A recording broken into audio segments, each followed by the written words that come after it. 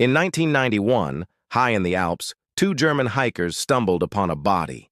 Not a skeleton, but a man, perfectly preserved in the glacial ice.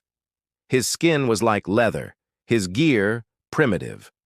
At first, everyone assumed he was a modern hiker, a recent victim of the mountain's harshness. But as scientists began to examine him, a truth emerged that was far more chilling than the alpine snow. This man wasn't from our time. He was over 5,000 years old. They named him Ötzi the Iceman. And as the world marveled at his ancient clothes and copper axe, something else astonished them even more: his skin. Under the revealing glow of infrared light, they discovered tattoos, more than 60 of them. Not intricate designs, but simple lines and dots, etched with soot and ash. And strangely, they weren't invisible decorative places. They were clustered around his joints, his ankles, his knees, his lower back. Archaeologists were baffled until they realized these weren't markings of art. They were markings of pain. X-rays of Ötzi's body showed significant wear and tear in those exact spots, evidence of arthritis. Each tattoo aligned with what we now recognize as acupuncture points, a practice believed to have been documented thousands of years later in China. Ötzi wasn't showing off his ink, he was trying to survive.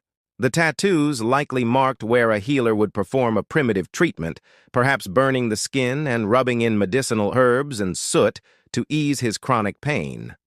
Just try to imagine life in the Copper Age, cold, brutal, where every injury could be a death sentence. Formal medicine didn't exist, but deep-rooted wisdom did. Ötzi's tattoos tell an incredible story of that ancient knowledge. The understanding that fire and ash could be used to draw pain out of the body. Each mark on his skin was a whisper of hope, a physical memory carved into his flesh that said, "I hurt here, I heal here." This wasn't about aesthetics. It was about function. This discovery completely reframes the origin of tattoos. They began not as a form of rebellion or self-expression, but as a ritual of healing.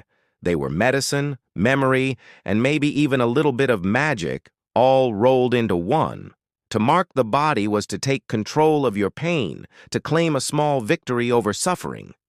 Even today, for many people, tattoos symbolize survival, reminders of a battle fought, a loss endured, or a love that remains.